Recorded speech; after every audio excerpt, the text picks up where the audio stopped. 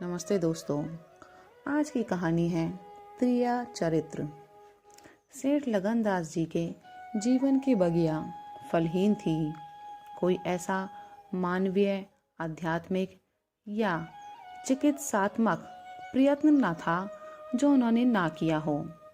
यूँ शादी में एक पत्नी व्रत के कायल थे, मगर जरूरत और आग्रह से विवश होकर एक दो नहीं 5 शादियां की। यहाँ तक कि उम्र के 40 साल गुजर गए और अंधेरे घर में उजाला न हुआ। बेचारे बहुत रंजीदा रहते। यह धन संपत्ति, यह ठाट बाट, यह वैभव और यह ऐश्वर्य क्या होंगे? मेरे बाद इनका क्या होगा? कौन इनको भोगेगा? यह ख्याल बहुत अफसोसनाक था। आखिर यह सलाह हुई कि किसी लड़के को गोद लेना चाहिए, मगर यह मसला पारिवारिक झगड़ों के कारण के सालों तक स्थगित रहा। जब सेठ जी ने देखा कि बीबियों में अब तक बदस्तूर कशमकश हो रही है, तो उन्होंने नैतिक साहस से काम लिया और होनहार अनाथ लड़के को गोद ले लिया। उसका नाम रखा गया मगनदास। उसकी उम्र 5-6 साल से ज्यादा ना थी। भला का जहीन और तमीजदार। मगर औरतें सब कुछ कर सकती हैं, दूसरे के बच्चे को अपना नहीं समझ सकती। यहाँ तो 5 औरतों का साझा था। अगर एक उसे प्यार करती तो बाकी 4 औरतों का फर्ज था कि उससे नफरत करे। हाँ, सेठ जी उसके साथ बिल्कुल अपने लड़के की सी मोहब्बत करते थे। पढ़ाने को मास्टर रखे, सवारी के लिए घोड़े। रईसी ख्याल के आदमी थे। रंग रंग का सामान भी मुहैया था। गाना सीखने का लड़के ने शौक किया तो उसका भी इंतजाम हो गया। गरज जब मगनदास जवानी पर पहुंचा, तब रईसाना दिलचस्पियों में उसे कमाल हासिल था। उसका गाना सुनकर उस्ताद लोग कानों पर हाथ रखते। शहसवार ऐसा कि दौड़ते हुए घोड़े पर सवार हो जाता। डील डॉल शक्ल सूरत में उसका सा अलबेला जवान दिल्ली में कम होगा। शादी का मसला पेश हुआ। नागपुर के करोड़पति सेठ मक्खन लाल बहुत लड़ाए हुए थे। उनकी लड़की से शादी हो गई। धूमधाम का जिक्र किया जाए तो किस्सा वियोग की रात से भी लंबा हो जाए। मक्खन लाल का उसी शादी में दिवाला निकल गया। इस वक्त मगनदास से ज्यादा ईर्ष्या के योग्य आदमी और कौन होगा? उसकी जिंदगी की बहार, उमंगों पर भी और मुरादों के फूल अपनी शबनमी ताजगी में खिल खिलकर हुस्न और ताजगी का समा दिखा रहे थे। मगर तकदीर की देवी कुछ और ही समान कर रही थी। वह सैर सपाटे के इरादे से जापान गया हुआ था कि दिल्ली से खबर आई कि ईश्वर ने तुम्हें एक भाई दिया है। मुझे इतनी खुशी है कि ज़्यादा अरसे तक जिंदा ना रह सकूं। तुम बहुत जल्द लौट आओ। मगनदास के हाथ से तार का कागज छूट गया और सर में ऐसा चक्कर आया जैसे कोई ऊंचाई से गिर पड़ा है। मगनदास का किताबी ज्ञान बहुत कम था, मगर स्वभाव की सज्जनता से वह खाली हाथ ना था। हाथों की उदारता ने, जो समृद्धि का वरदान है, हृदय को भी उदार बना दिया था।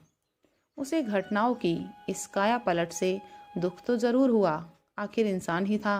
मगर उसने धीरज से काम लिया और एक आशा और भय की मिली जुली हालत में देश को रवाना हुआ। रात का वक्त था। जब अपने दरवाजे पर पहुंचा तो नाच गाने की महफिल सजी देखी। उसके कदम आगे न बढ़े, लौट पड़ा और एक दुकान के चबूतरे पर बैठकर सोचने लगा कि अब क्या करना चाहिए। इतना तो उसे यकीन था कि सेठ जी उसके साथ भी भलमनसी और मोहब्बत से पेश आएंगे, बल्कि शायद अब और भी कृपा करने लगे। सेठानियां भी अब उसके साथ गैरों का सा बर्ताव न करेंगी। मुमकिन है मजली बहू, जो इस बच्चे की खुश नसीब माँ थी, उससे दूर दूर रहे। मगर बाकी चारों सेठानियों की तरफ से सेवा सत्कार में कोई शक नहीं था। उनकी डहा से वह फायदा उठा सकता था। ताहम उसके स्वाभिमान ने गवारा न किया कि जिस घर में मालिक की हैसियत से रहता था, अब उसी घर में एक आश्रित की हैसियत से जिंदगी बसर करे। उसने फैसला कर लिया कि सब यहाँ रहना ना मुनासिब है ना मसलहत। मगर जाऊँ कहाँ? ना कोई ऐसा फ़न सीखा, ना कोई ऐसा इल्म हासिल किया जिससे रोजी कमाने की सूरत पैदा होती। रईसाना दिलचस्पियाँ उसी वक्त तक कद्र की निगाह से देखी जाती हैं जब तक कि वे रईसों के आभूषण रहें। जीविका बनकर वे सम्मान के पद से गिर जाती हैं। अपनी रोजी हासिल करना तो उसके लिए कोई ऐसा मुश्किल काम न था। किसी सेठ साहूकार के यहाँ मुनीम बन सकता था, किसी कारखाने की तरफ से एजेंट हो सकता था, मगर उसके कंधे पर एक भारी जुआ रखा हुआ था। उसे क्या करे?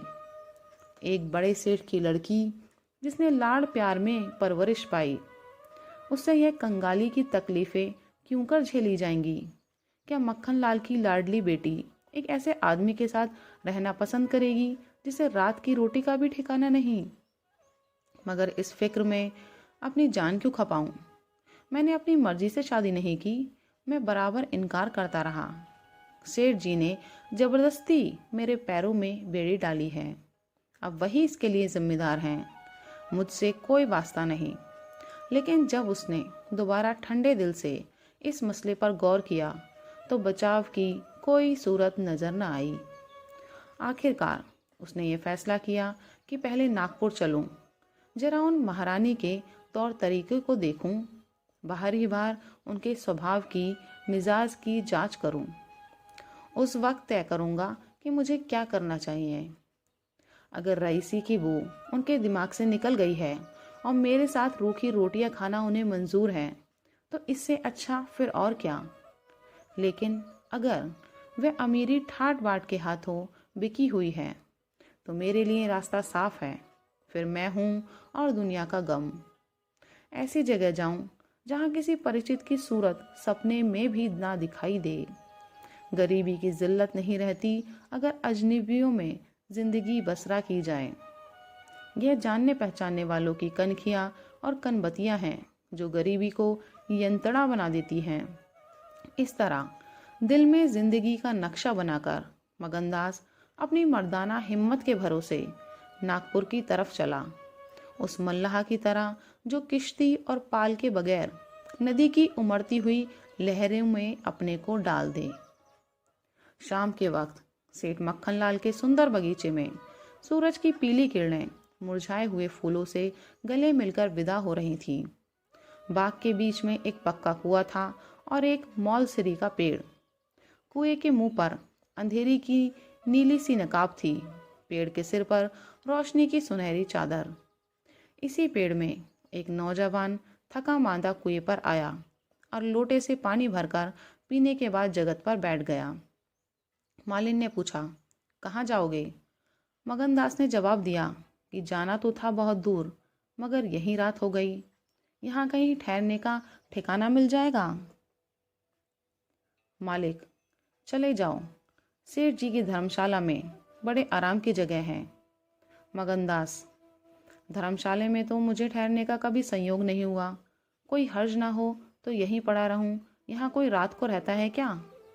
मालिन, भाई, मैं यहाँ ठहरने को ना कहूँगी, यह बाई जी की बैठक है। झरोखे में बैठकर सैर किया करती हैं, कहीं देखभाल लें तो मेरे सिर में एक बाल भी न रहे। मगनदास, बाई जी कौन? मालिन, यही सेठ जी की बेटी इंदिराबाई। मगनदास, यह गजरे उन्हीं के लिए बना रही हो क्या? मालिन, हाँ, और सेठ जी के यहाँ है ही कौन, फूलों के गहने बहुत पसंद करती हैं। बानदास, शौकीन औरत मालूम होती है। मालिन, भाई, यही तो बड़े आदमियों की बातें हैं। वह शौक ना करें तो हमारा तुम्हारा निवाह कैसे हो? और धन है किस लिए? अकेली जान पर 10 लौंडियां हैं। सुना करती थी कि भगवान आदमी का हल भूत जोता है। वह आंखों देखा, आप ही आप पंखा चलने लगे, आप ही आप सारे घर में दिन का सा उजाला हो जाए। तुम झूठ समझते होगे, मगर मैं आंखों देखी बात कहती हूँ। उस गर्व की चेतना के साथ जो किसी नादान आदमी के सामने अपनी जानकारी के बयान करने में होता है। बूढ़ी मालिन अपनी सर्वज्ञता का प्रदर्शन करने लगी।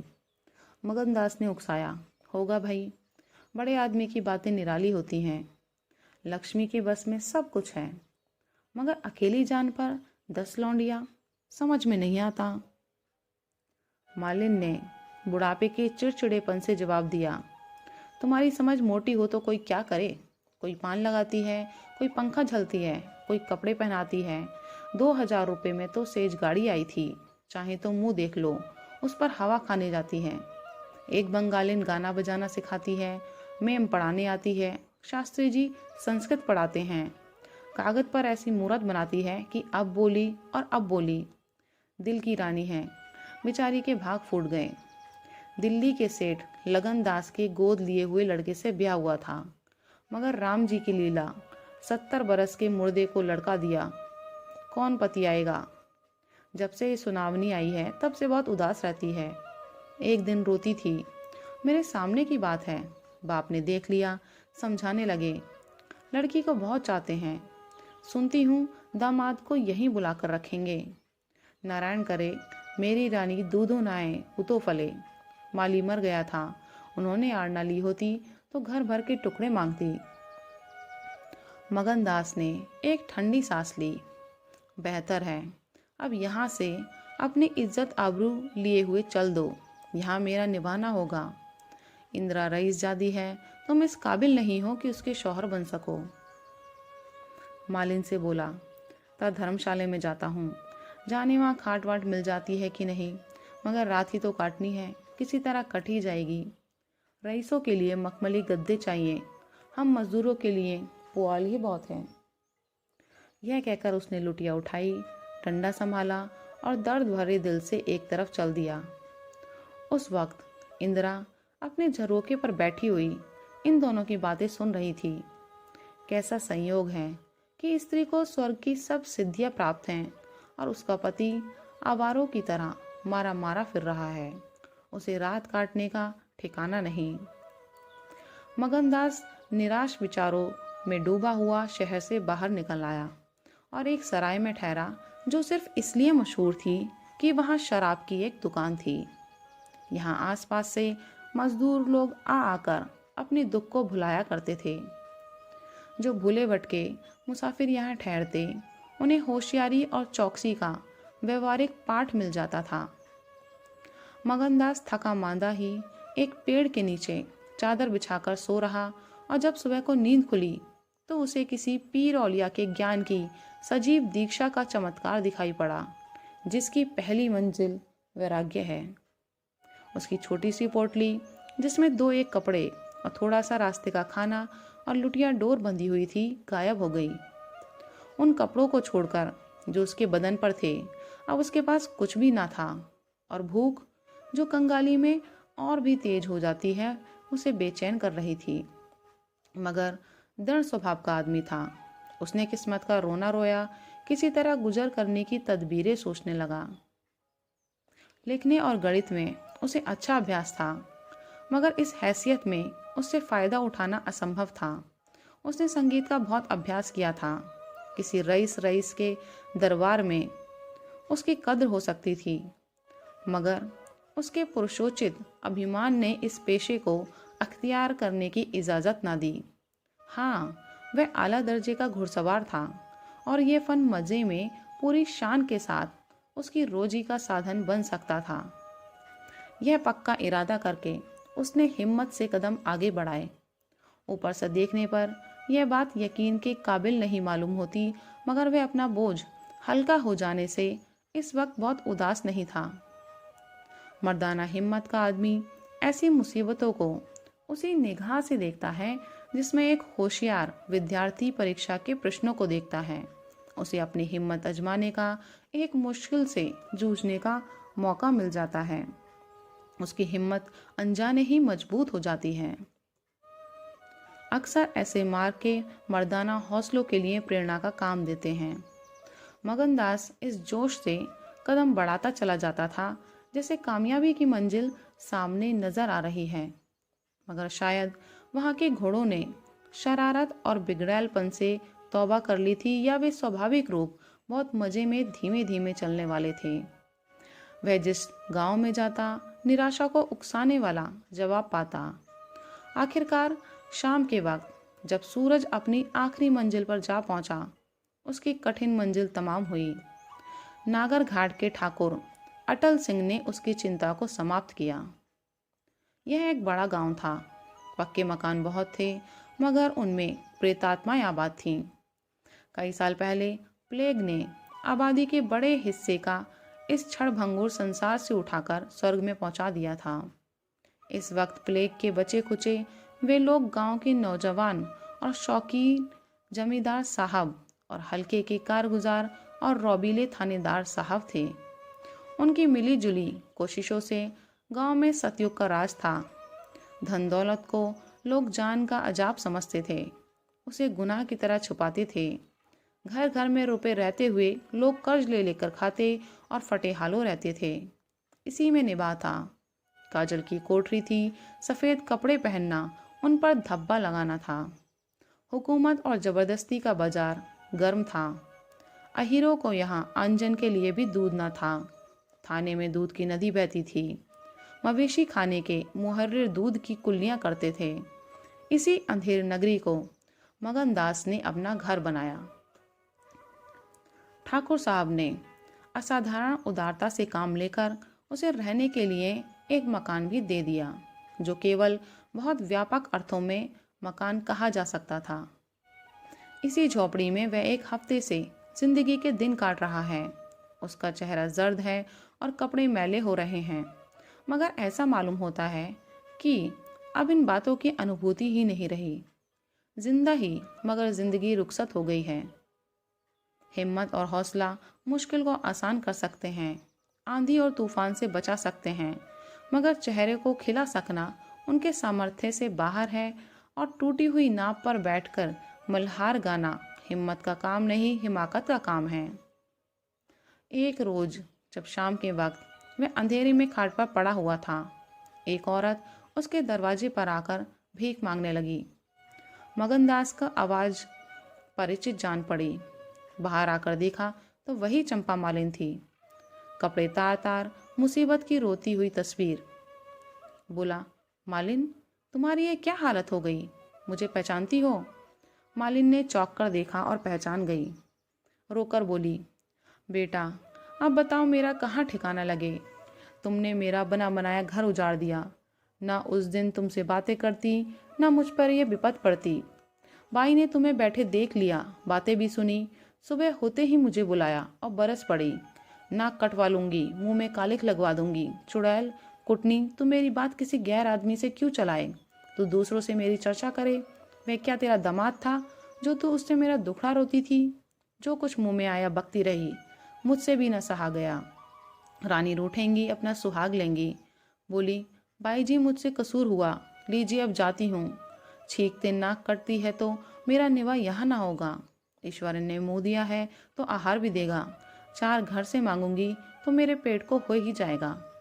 उस छोकरी ने मुझे खड़े खड़े निकलवा दिया। बताओ, मैंने तुमसे उसकी कौन सी शिकायत की थी? उसकी क्या चर्चा की थी? मैं तो उसका बखान कर रही थी, मगर बड़े आदमियों का गुस्सा भी बड़ा होता है। अब बताओ, मैं किसकी होकर रहूं? 8 दिन इसी तरह टुकड़े मांगते हो गए। एक भतीजी उन्हीं के यहाँ लौंडियों में नौकर थी, उस दिन उसे भी निकाल दिया। तुम्हारी बदौलत जो कभी ना किया था वह करना पड़ा। तुम्हें ही कहू का दोष लगाऊं, किस्मत में जो कुछ लिखा था देखना पड़ा।